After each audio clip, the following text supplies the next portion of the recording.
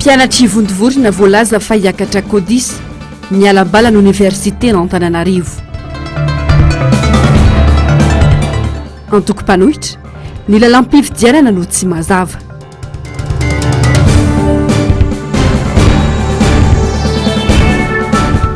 Aretina pesta mamono aingana raha tsy voatsabo.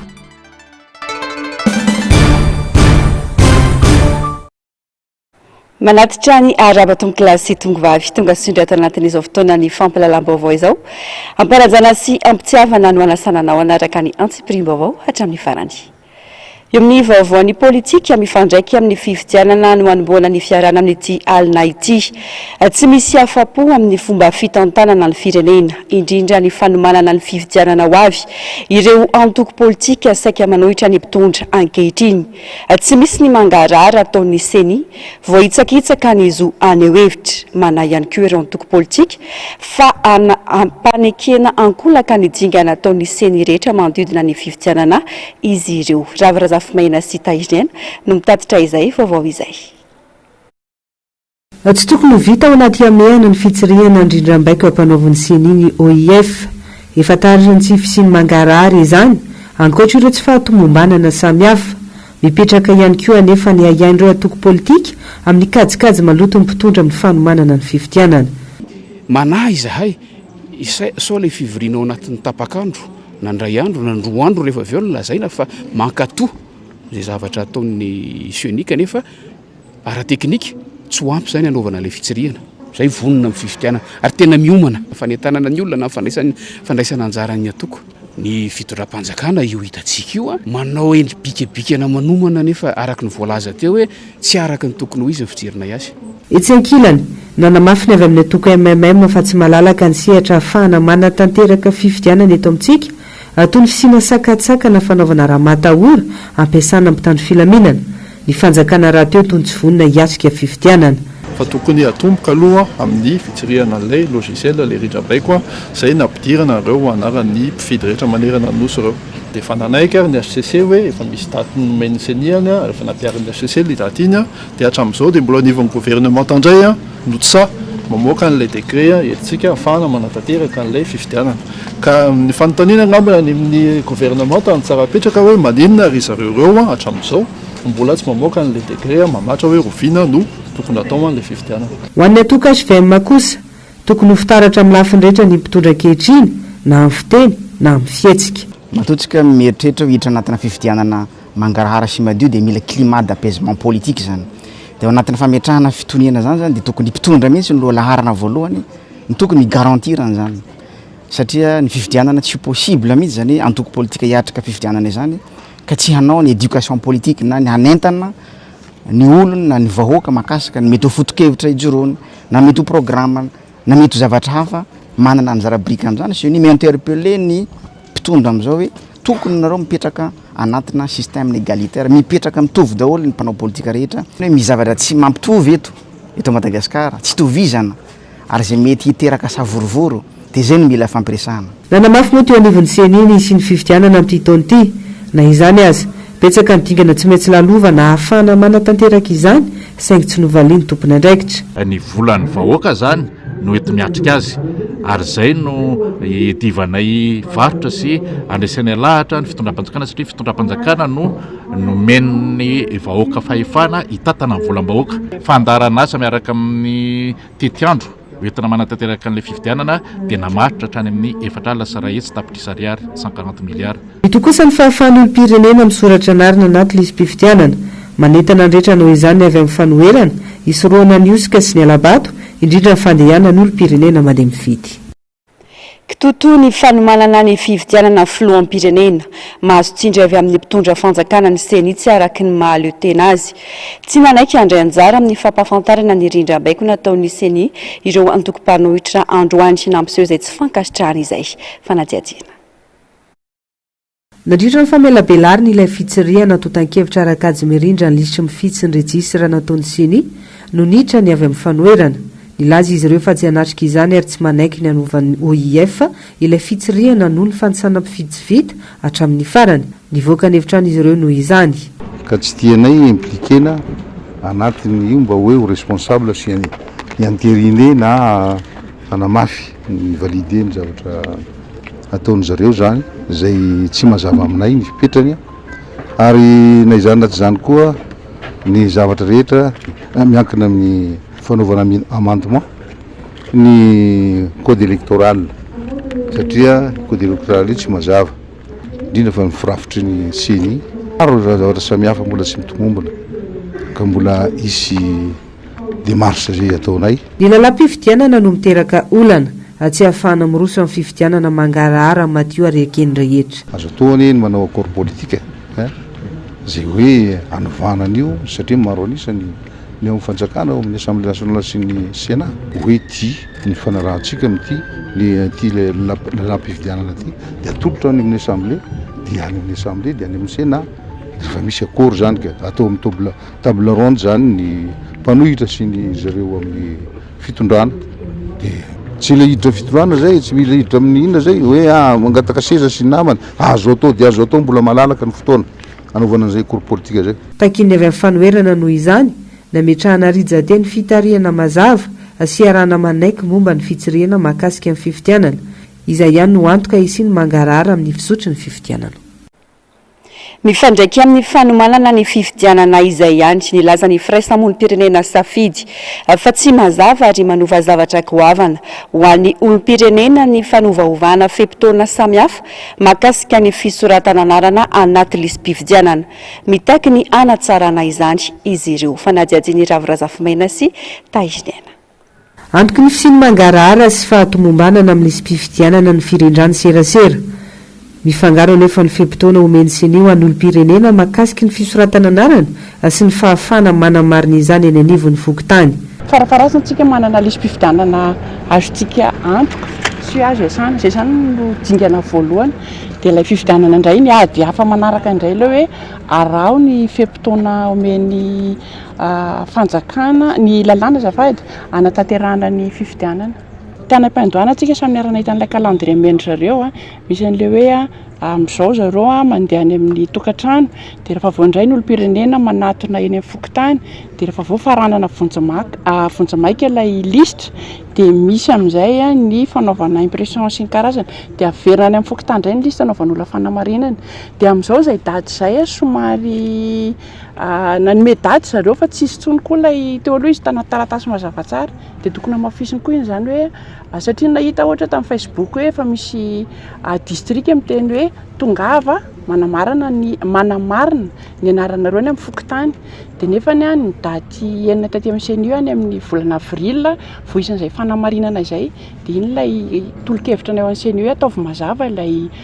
communication CENI satria mampirorosaina be hoe inona marina ilay ataontsika izany amin'izao. Etsy ankilany tsy misokatra ho an'ny firaisamonim-pirenena ny atotan-kevitra mahakasika izay lisam-pifidianana izay indrindra ny any amin'ny faritra ka mampananisarotra ny fanaraha-maso. Tia izahay amin'ny mampanara-maso dia misy atotany lisa atotam-baovao ngatanay dia rehefa any amin'ny faritra dia misy matahotra le démembrement CENI dia tsy manome an'ireo données angatahana dia mamaly mihitsy zareo tadiavany Antananarivo. Ho anay manokana nefa le hoe te fijaliana le hoe mitovy ny données sur terrain sy ny données lazaina aty Antananarivo dia amin'iny ny ratsamangaka ny CENI tsy manome an'izay le any amin'ny faritra sy any amin'ny district izay any zany mbola itondranay foana fanamarina aty amin'ny CENI dia zareo miteny azonareo ty toy izay hoe tsara kokoa raha ny ekipa any toerana koa mba mahita ilay zava-misy any toerana fa tsy hoe tsy maintsy tonga dia hoe ety Antananarivo daholo vao afaka mahazo ny valiteny rehetrarehetra. Manomboka manahirana ny mitrandraka vaovao momba ny fanavaozana tanteraka ny lisam-pifidianana eny anivon'ny fokontany. Fokontany telo no nantony mpanao gazetinay androany ary samy tsy nisy afaka nanome fanazavana momba ny fizotry ny fanisana mpifidy ireo tompon'andraikitra tratra tao an-toerana satria voalaza fa mivory ireo sefo fokontany.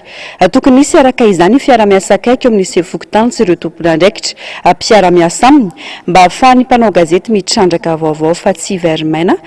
tahaka ny androany. Lafim-baovao hafa kosa indray manameloka ny fihetsiky ny mpitondra fanjakana sy ny mpitandro filaminana ny RMDM raha nambarany ny mpanao gazety androany manjaka hatrany ny mizana tsindrinila ary toa manaprofo ny resaka mandefa iray ihany ny mpitondra fanjakana sy ireo antoko politika hafa mitety tanàna tsy misy manakana hoy ny RMDM raha naneho ny heviny Asinandriamalala Randriamalala.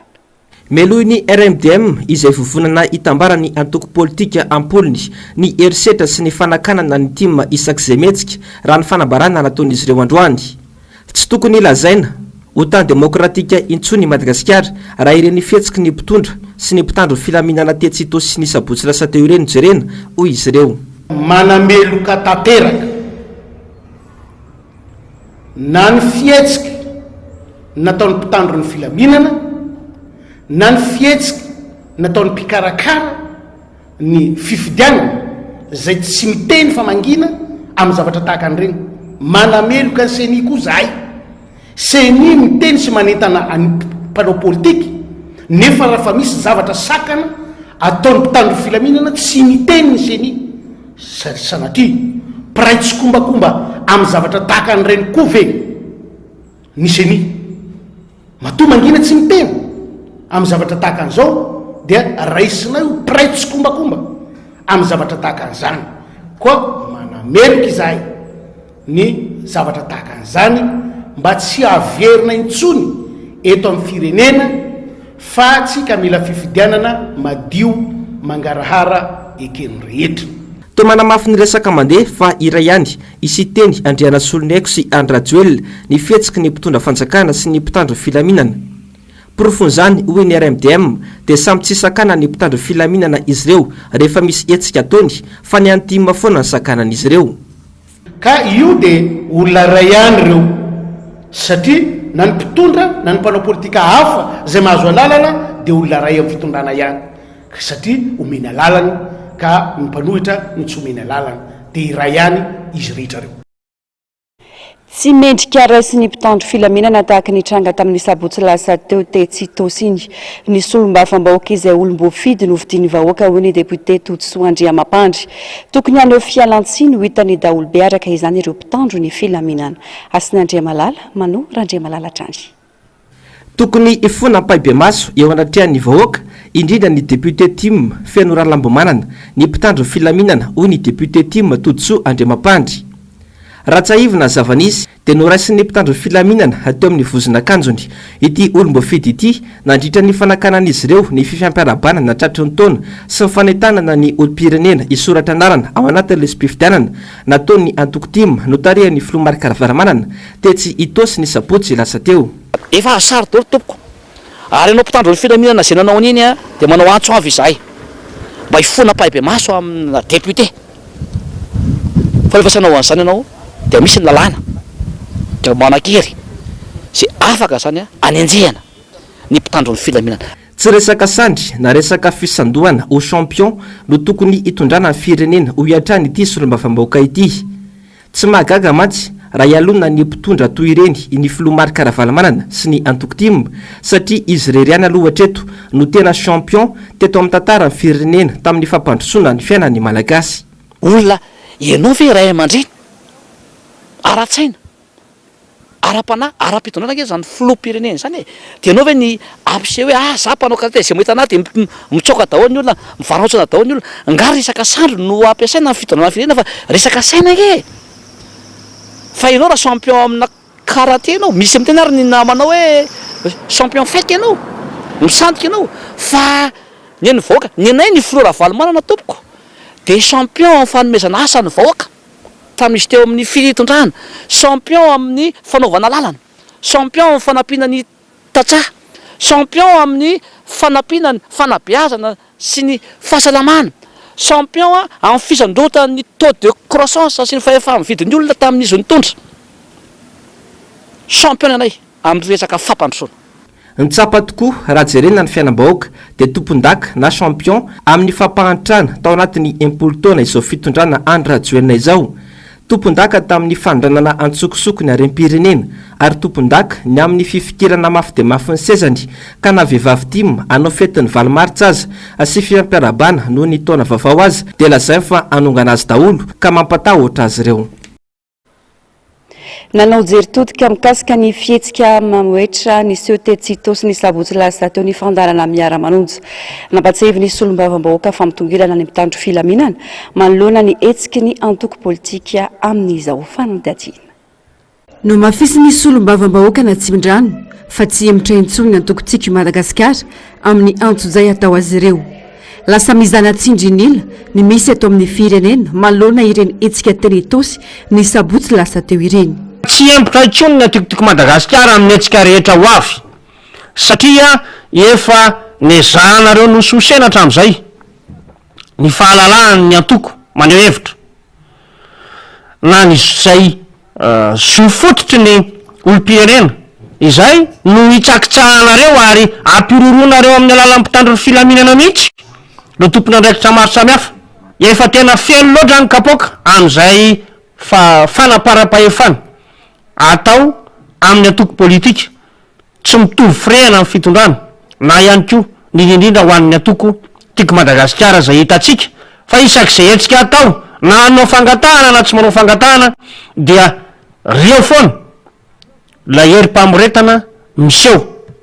hita am'izay etsika rehetra atao eto amin'ny tany sy ny firenena araka ny toromarika sy fampatsahivana natao ny filomarika ravalomanana dia andraikitry ny antoko politika ary voafaritry ny lalàny zany ny fanentanana ny olo-pirenena momba ny fianam-pirenena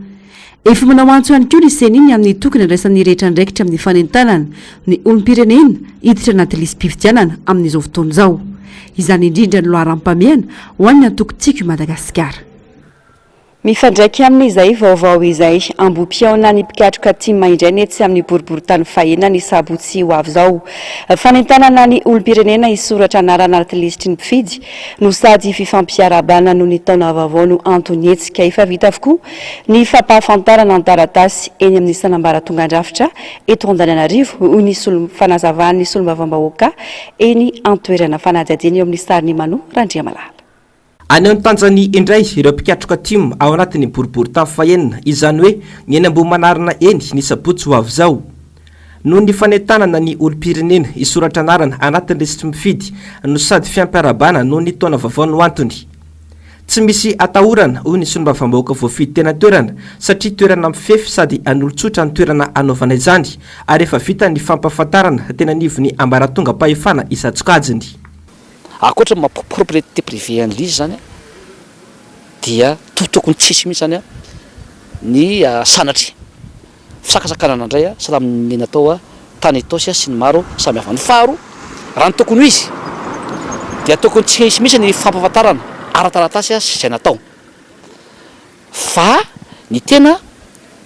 mitondra vahoaka ny tena solombavam-bahoaka dia tsy maintsy jerevana zany ny lalàna zay napetraka ry zareo dia tsy maintsy natao ny fampahafantarana rehetra ny dingana rehetra dia vita androany marainy zany nampafantatra ny chef distrika sy ny préfet zany ary voatatra ansomatsara zany ary nahazo ny accusé de réception tsara zany androany maraina akoatra zay dia efa niantso an telefôna ny tenako mivantana mihitsy tamin'ny chef distrika sy ny préfet dia nivaliny moa hoe ay raha izay no izy dia tokony tsisy olana mihitsy osesareo ny anaovanao an'izay dia tokony tsisy ataoran'ny vahoaka amin'ny varsany no manomboka ny fotoana dia tokony tonga alohan'ny sesantsika dia afatsika mijoro ary afatsika koa mifanentana amin'ny fandraisantsika anjara amin'ny fisotrana anarana amin'ny lisy mpifidianana zany satria adidy masina sy andraikitra zay tokony atao zany eto amin'ny tany sy ny firenena omby telo no ovinoina amin'ny sabotsy ho avy zao ho mariky ny nofikena amin'ny tampihavanana arak'izany dia ambom-piona ny antoko tim ao anatin'ny boribory-tany fahenina indray neny ambony manariny eny ny sabotsy ho avy zao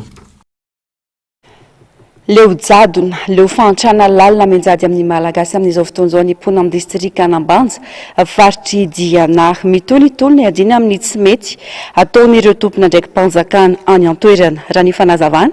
dia anjakany kolokolo tanteraka ireo sehatra hifarany fandrimpalemana toy ny fitsarana sy ireo mpitandro ny filaminana miandrandra ny filoha marika ravalomanana izy ireo hiverina indreo amin'ny fitondrana an'ity filoha teo aloha ity sisa no fanantenana amerina ny fiainana amin'ny laoniny nisy ny ireo mpikatroka tim atao amin'ny distrika Anambanja ny farany herinandro teo tafapetraka ihany koa ireo filohan'ny tim enenivon'ny komina 420 mandrafitra ity distrika ity ary saika natonga solotena avokoa izy ireo tafiditra ao anatin'ireo asa laram-pamiaina ho izy ny fanentanana ny olo-pirenena isoratra anarana anaty lisym-pifidianana ary indrindra ampandan'ny filoha marika ravalomanana no tanterahina omaly ny fifampiarabana natratra ny taona ho an'ny komina Ivato. Fotoana ihany koa izany tondrany ben'ny tanàna penjy afatra ho an'ireo vahoaka eny an-toerana. Germaine Menjanahary, Mano Randriamalala. Azo atao tsara ny mitondra fampandrosoana raha mahay mifampiresaka sy mifanaja ny mpitondra sy ny entina. Io no afatra mafonja ny entiny ben'ny tanàna penjy Randrianahary Soa ho an'ny mponina teny Ivato nandritra ny fifampiarabana natratry ny taona izay no tanterahina omaly. Ato anatin'ny komina Ivato zany dia manakarena olona izany hoe ahitana vondrana politika marobe mipetraka ato anatin'ity komina ity. Eo ihany koa ny antokom-pinoana maro samihafa ary ny foko samihafa dia ato anatin'izany komina Ivato izany. Izany hoe ireo olona rehetrarehetra ireo dia mitovy fomba fijery ho any amin'ny fampandrosoana. Dia rehefa mitovy fomba fijery any amin'ny fampandrosoana dia ny ray iny izay. Ary apetrakay fanotanjona dia any amin'izany fampandrosoana zany fa tsy zarazarainy ny hevitra politika. Lesona ho an'ny fitondrany izao ataon'ny komina Ivato izao kosa ny filohan'ny syndika tonga niatrika ny fotoana. Mampiavana ny malagasy rehetra dia ny faniriako hanaraka ny diany ataon'ny penjy ny mpitondra fanjakana isany ambaratongany nara politika na olom-botendry na olom-bofidy. Nandisy ny vavao miparitaka kosa ny solon-tena nantokotiko Madagasikara zokony anisan'ny nanotrona ity fifampiarabana tratry ny taona ho an'ny komina Ivato ity. Io aby ny tanàna lany anarany tiko Madagasikara timo fa rehefa lany izy dia hainy nametraka azy hoe zao be ny tanàna ny Ivato fa tsy be ny tanàna ny timo intsony ary hainy nametraka zay satria raha mahita ny olona tonga eto androany nareo dia ny mponina Ivato ray manontolo voasolon-tena eto daholo hatramin'ny nafoko voasolon-tena zany hoe hainy tsara mametraka hoe rehefa apetraka amin'ny mahombo fiday aho dia tsy lay antoko ny fiday intsony zany no etiko fa lay titre dia ataoko référence zany zay raha raisitsika amin'ny filohan'ny république zany dia tokony filohan'ny république any Madagasikara fa tsy filohana république natoko intsony. Nanamafy ny ben'ny tanàna fa efa ho avy tsy ho ela ny fifampiarabana natratra ny taona ho an'ny antokotiko Madagasikara ety Ivato. Pejiny sosialy kosa indray efa tsy misakafo intelo isan'andro intsony ankamaroan'ny malagasy ankehitriny. Kafe sy mofo no atao mampy hiatrihana ny andavanandro. Matetika aza tsy mihinana mihitsy rehefa tsy misy ny eo am-pelantanana. Mafy ny fiatrihan'ny vahoaka ny fiakaran'ny vidim-pianana isan'andro. Zavandriamahefa, Mathieu Princy. Miakatra andro aman'alina ny vidim-pianana eto Madagasikara. Akoatra ireo entana ilaina amin'ny fiainana andavanandro, ny vidim-bary no tena ahitana izay fiakarana izay. Efa mananika ny 100,000 hatramin'ny 50,000 ny kapoaka ny vary eny an-tsena, izany hoe efa 4,000 latsaka ny iray kilao. Fa ohatra ny isaky ny 2 andro metsena dia mahita fiakarany kely foana eo amin'ny 50 ariary 100 isakilao foana zay zany miakatra. Dray anatra tonga dia 400 peso mihitsy ny ray miakatra amin'ilay izy isakilao. Tena mikaikaiky izy fa maninona fa tsy tary zay ataoko afaka ny aninona ary. Tsy afaka fa dia hoe tsy hinam-bary zany zay zay vita menimenina fotsiny eo ilay izy. Miatraika mivantana amin'ny andavanandro ny mponina io vidim-bary tsy mitsaha miakatra io. Raha ho an'ity renim-pianakaviana ity izao 10 izy ireo ny ao an-tokantrano, vary 4 kapoaka isaky ny mihinana no arotsaka. Izay no atao mahampy. Voatery mitsitsy ny ao an-tokantrano satria tsy ampy ny timanana. Le fandrindrana an'izany aloha zao atreto dia ny atoandro zay miafy tsy mihinana fa ny alina izay vao mahandro. Maraina moa zay miala ny atoandro dia misotrosotro te sy ny karazany iny dia vita. Dia ny atoandro koa zany zay rehefa tena tsisy no vidiana eny amin'ny hotely dia tsy mihinana fa misotro te na kafe kely sy mofo dia vita. Fa ny ekolazan'ny ankizy aloha indraindray dia tena ila tsovoaloha. Satria tsy maintsy miandry dia hoe miteny an'ilay any amin'ilay fampianarana zany dia mba mamela kely zany any dia afaka miandry kely. Toy izay ihany koa ity ray mpianakaviana sendrana ity. Pakavilona ny asany ary io no amelomany ny ankohonany. Mafy ny fiainana hoy izy ary mila tsy ho zaka izao fiakarany ny vidim-piainana izao asaingy tsy maintsy zakaina. Dia vidim-piainana raha malala fa tena tonga dia enjana mihitsy ny ary tena mampijaly mihitsy ny ary indraindray. Ilay izy moa zany rehefa hoe anjarany tena dia fa tsy maintsy zakaina ilay izy. Eny raha ohatra zao hoe reto villa alaiko reto zao anankitelo nalaiko azonao dia 2,000 sy R1 vidin'izay dia izay no maitonravana kely vary ho an'ilay vady aman-janaka any hatrany. Zany hoe izy moa zany tsy dia hoe atao hoe mampy fa efa hoe mba misy azy ireranana dia izay. Tsy hita mazava aloha treto ny politika ny fanjakana hamahana io olana sedray ny vahoaka io. ny fanafarana vary avy any ivelany atrano no imasoana fa ny mararin'ireo tatsaha izay afaka matsy vary ny malagasy iray manontolo atao ny fanjakana ambaninjavatra. Tsy mba mahazo tohana ny tantsaha ratsy ny lalana kasarotra ny famboaham-bokatra izay antonon'iray lehibe mampiakatra io vidim-bary io. Ny tokona ny lanja Sorabaventy androany mpono amin'ny fokotany efatra manodidina ny tsara sotra anatin'ny komina Ambohimanga Rova. Lasa ny vahiny ny tanin'izy ireo izay efa nohazariana hatramin'ny 70 taona. Tonga teny an-toerana nanotra vahaolana ho an'ireo voakasika izany solombavam-baoaka voafity teny an-toerana amin'ny alalan'ny Antokotsiky Madagasikara. Ravirazafimaina sy Taizinaina. Ao anatin'ny alahelo no nanehoan'ireo mponina voakasika amin'ny fibotoana tany tsy fankasitrahan'izy ireo ny ataon'ny mpitondra any hektara maro izay misy voly misy trano fonenana no voakasika izany fibotoana izany. Izany ny toeran'ireto faramandrimbonay satria raha ny vahoaka zany no voriana ampahefa angambreo velona amin'le tany ato sy ato fa dia mampitandrina zany zay hoe olombitsika hoe amono an'izao vahoaka maro zao. Fomba 10,000 any zay no velona ny tany ny olon-dehibe zany teneko zany ankoatra ny ankizy ary tany zany efa tamin'ny efa 70 taona mahery no ajarian'ny ray aman-dreninay ary efa ela tany iny efa nisy naky angataka dia efa nanao fanohanana zay efa nangataka ihany koa zay efa 10 taona zay nefa hatramin'izao mbola tsy mivoaka ny titre efa nandoa voly zay efa vita daholo ny procédure rehetrarehetra zavatra mampalahelo nefa amin'izao dia lasa misy olo tokana mitady angataka le taninay ny voalohany 14 hectara nangatahany dia ty androany ity zao 66 hectara 43,085 centiara. Misy ao le tany vary daholo dia rehefa miala ny vary dia mivoly ilay sondray ary ny zavatra mampalahelo anay ny tany famokarana ve tompoko totofana nefa ny tampitanety malalaka be afaka anaovana foto-drafitrasa misy tampim-panjakana maro be. Hoe tsy raha iny any ambony zay ohatrany hoe ambanivohitra zany zay dia tsy hitan'izany hoe any ambony amin'izao. Ho an'le mpangataka tany zany dia ohatrany hoe famitahana no ataony an'le olona ety aminay satria alainy le karapanondro dia ataony manosony le olona dia rehefa avy eo omeny ray tapitrisa eo amin'ny 10 eo zany zao nefa voafitaka tamin'izay dia nanay nefa ny fivelomanay ka raha io maty dia alohanay tonga dia miara maty amin'izay olona zay mamitsofoka koa zany dia maty miaraka aminay zany zay tanjona. Manamelika ny fibotoana tany ataon'olon-tsotra sy ireo olona sahirana hatramin'ny komina ao Ambohimanga Rova. Ho anay mpanolotsaina manokana aloha raha ny tokony ho izy ny ara-dalàna dia mandalo ao amin'ny filakevitra ny zavatra toy izao, ny tranga toy izao nefa tsy nandalo ity tompoko fa tonga dia hoe irenay fotsiny hoe lasa ny amidy ny tany misy maka ny tany eny Amboditsiarivo dia izay no ijoroanay hoe tsy rary ny zavatra toy izao. Sosikevitra moa no naroso ny solombavam-bahoaka voafita amin'ny alalany Antokotim na metoky ihany koa ny tena ny fahiary ireo madinika hiara ny tsindro toy izao. Za zany ao anaty zavatra ho any amin'ny domaine hijery hoe inona procédure mandehany momba an'reto taninareo reto na misy mangataka tany ary any tany ka hoe tsy nareo nangataka lizy fa olona hafa dia tsy maintsy nareo aloha ny tokony loha lahagana amin'izay fangatahana an'le tany zay. Raha amin'izao fa fahantrany vahoaka malagasy zao ve mbola hoe alaina ihany le tany le vahoaka zay io ny ivelomany amelomany akonany ivelomany sy ny ray aman-dreniny ary indrindrandrindra hoe tsika ety zay nyaina tao ambanivohitra tety ambanivohitra tety dia tena hoe nyaina tamin'izany fambolena sy fiompiana zany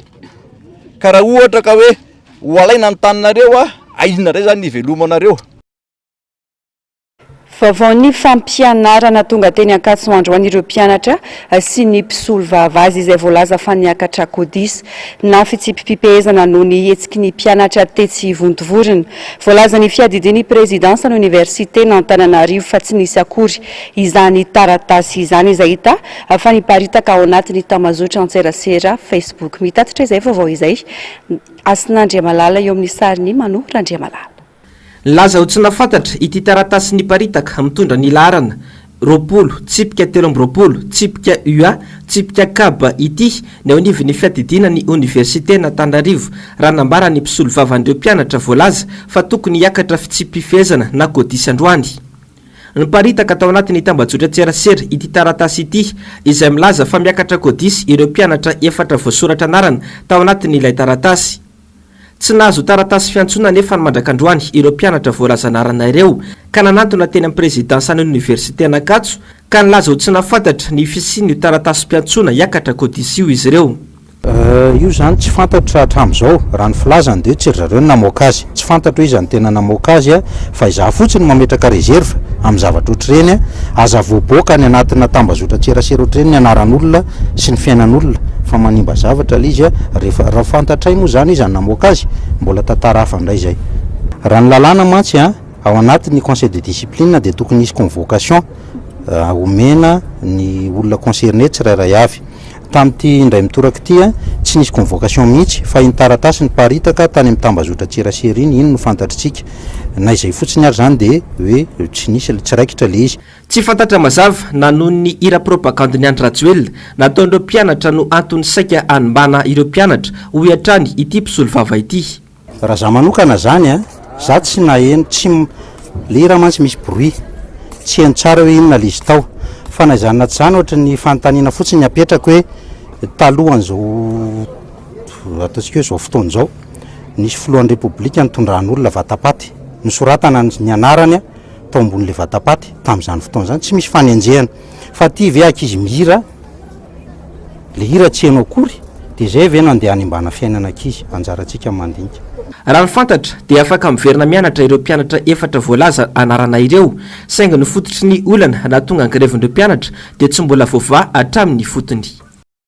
fahasalamana olona roa no fantatra fa namony ainy tany ambositra noho ny aretina pesta ampoliny ihany koa ireo olona mitondra ny aretina ny antoerana raha ny loharano-baovao ary ahina ny pariandry aretina mamono aingana kanefa azo sabona tsara ny pesta hoy ny mpitsabo fanadiadiny ny zavandria mahefasy Mateo Princy manomboka ny volana martsa hatramin'ny septambra matetika no mampirongatra ny aretina pesta amin'izao fotoana izao anefa tsy voafetra intsony ny fotoana isehon'ny aretina anoho ny fahasimbany ny toetry ny andro sy ny avoretrana ary ny fiparitahan'ny loto eto amintsika ia mbola tsy foana eto Madagasikara aloha zany ny pesta amin'izao fotoana mbola be dia be ireo toerana maloto zay tsy voadio antsika eny mbola tsy vitantsika miady amin'ny voalavo tokony asiana programa manokana tena miady amin'izany voalavo zany dia ny fiompiana saka tompoko dia tena ilana dia misy tokoa ny fanentanana ny fahadiovana zay ataontsika tsirairay avy fanentanana ny fampianarana ny ankizy amin'ny fiadina amin'ireo aretina azo avy amin'ny biby makany amin'ny olona avy any amin'ny olona makany amin'ny biby tsy fampitehana ny tontolo iainana satria fampitehana tontolo iainana iainantsika amin'izao fotoana dia mbola mampahazo aina ny voalavo sy miparasy zay mitondra n'ilay otrika aretina mahatonga ny pesta misy karazany telo ny fitrangany aretina pesta ny peste bubonique ny peste pulmonaire ary ny peste septicémie mifindra ao anatin'ny fotoana fo ny pesta ary mahavita mamono ao anatin'ny fotoana fo ihany koa raha tsy voatsabo ny pesta dia tadidio etoana fa tena mamono ao anatin'ny fotoana vitsy a tsy misangy tsy mifidy taona fa ny rehetrarehetra dia mety ho atakeny ary mety ho voany ka rehefa tsy voatsabo anatin'ny fotoana vitsy ny pesta dia miparitaka be ary mamono anatin'ny fotoana vitsy fa kosa ireo olona ny azo tenenina dia fitsaboana ny pesta dia farany mora ary indrindraindrindra raha ny ministera ny fahasalamana dia mandray tanana n'izy io manao ny fitsaboana io maimaimpona ny kaikitry ny parasy avy amin'ny voalavo mitondra ny aretina matetika no mahatonga ny pesta mifindra amin'ny alalan'ny pitodrora sy ny fifampokasoana mivantana ny pesta raha ny loharano-bavao azo dia efa mirongatra any amin'ny faritra matsiatra ambony sy amorony mani andy ny aretina pesta amin'izao fotoana izao ary olona roa no fantatra fa efa namony ainy izay atao ambositra noho ity aretina ity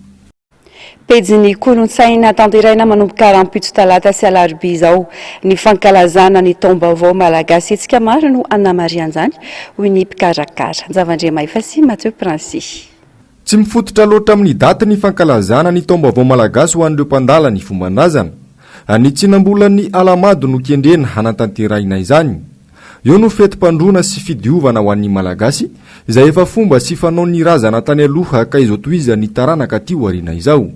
dia zay no mahatonga azy zany hoe nitsinam-bolan'ny alamady ka ho an'ny rahampitso fa raiky amin'ny roapolo ny volana dia tsinana eo amin'ny amin'ny valora sasany alina eo zany ny volan'ny alamady dia eo no mahatonga ny hoe rahampitso sy rafakapitso no fandeha ny fankalazana amin'ny lalàna ny fanandrona moa raha vao mihoatra ny amin'ny 12 atoandro no tsinana ny volana dia efa ny apitsony iny zany voakotiana ho raina amin'nanana zay no mahatonga hoe ny alarobia faharoa amin'ny roapolo ny volana vao tena taom-baovao satria tsinana rahampitso alina ny volana eto Madagasikara misy amin'ireo mpandala ny fomban-drazana hafa no mankalaza ny taom-baovao malagasy amin'ny fotoana hafa mihitsy ny tsinam-bolany alamady tahaka izao ihany anefa no fankalazana ny taom-baovao malagasy ary izay no efa napetraka ny razana hatrany am-boalohany ho ny fanazavana. Raha miresaka hoe datin'ny septambra sy ny tariny zany nareo raha ny kely fantatro dia vao tamin'ny taona 17 no namoronana an'izay zavatra zay volana janoary fa 17 ny volana janoary taona 17 zavatra noforonina fa tsy le tena manaraka ny fomba sy ny toninandro fa nitapahana fotsiny ny daty hoe tsy maintsy eto kanatsinana ny volana na rava ny volana na fiainy manana zany ny volana dia eo nefa mila mifototra ny fombontsika rehefa manao zavatra mba tsy hanao tao foana mba tsy hiteniteny foana mba tsy hinakina foana satria izay ny fomban-drazantsika. Raha ho an'ny olom-pirenena misy amin'izy ireny no tsy liana sitry taitra amin'izany ataom-baovao malagasy izany. Ao ny tsy mahafantatra mihitsy, ao kosa ny mahafantatra saingy tsy mararaha noho ny antony maro samihafa. Ohatrany tsy dia malaza ilay izy dia tsy dia haiko tsara akory fa tsy hoe za tsy liana fa za liana ka. Ilay izy tsy hoe tsy misy mifampahafantarana fa noho le izy miovaova indraindray dia le mpanjaka moa zany sa le taolo ohatrany samy manana ny datiny zareo dia tsy fixe le izy dia be da be tsy dia mirarana le izy. Aminah aloha zany tsy dia hitako ina moa no ankalazaiko amin'izany tsy dia mankalaza ny taom-baovao malagasy zany ohatra hoe isaky ny faran'ny taona desambra zao ohatra hoe toy ny taom-baovao malagasy ohatra hoe bonne année ohatra zany reny mahazatra zao reny ankalazaina zao raha amiko aloha zany mety hoe le kolotsaina ngamba atritsika zany efa voazanaky le français dia lasa na le calendrier manaraka ny zareo dia lasa izay ataony zareo foana ny ataontsika. Ao kosa ireo milaza fa mila miverina amin'ny maizy azy ny malagasy. Tokony zany hiverina amin'izany hoe fomba malagasy zany tsika satria ny firenena nanaja rehetra ny fomban-drazana tsy nanary ny fomban-drazana dia tafavoaka avokoa zany hoe tsy nanao tsinitsinina ny azy izy tsy nakatahaka ny tany ivelany fa nanaja ny fombany entanina ny vahoaka malagasy mba amerina n'izany fomba malagasy rehetrarehetra zany tsisy ratsy zany fa ny maharatsy azy dia le fisalasalantsika sy finonotsika amin'ny zavatra honohony satria nezany mpitehan'ny mpanjanaka mantsy ilay izy dia lasa napikorotana ny saintsika ilay izy fa tsisy ratsy ny mahamalagasy satria raha tsy milamina intsony le fiainana dia amiko angamba fiverenana amin'ny taloha malagasy koa ngamba mety ampivoatra antsika indray. Etsika maro samihafa moa no anamarihana ny taom-baovao malagasy atanteraina etsy amin'ny kianjan'ny kanto Mahamasina ao amin'ny rampitso talata sy alarobia. Efa tao anatin'ny fanomanana tanteraka ireo mpikarakarany etsika tamin'ity androany ity. Farereo amin'ny maresaka avy any ivelany tsy mihamafy sy entitra hatrany fifezana ny ankizivavy